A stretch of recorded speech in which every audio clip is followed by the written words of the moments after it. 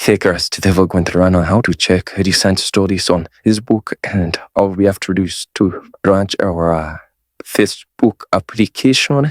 And then from here, let's say in the case that I decided to check on these stories and I won't get to see them, but then all I have to do is to scroll until I reach here at the end, and I'll be able to see that video. So in the case that there are some videos here that you did post and you would like to go over and see them, all you have to do is to talk over. Just head over to your name here, then you're going to tap on the three dots, and then you're going to tap on archive, and you're going to tap on story archive. From there, these are the stories that you had already posted. And thank you guys for watching this video. Please do like, share, and subscribe. And I'll see you guys on the next video.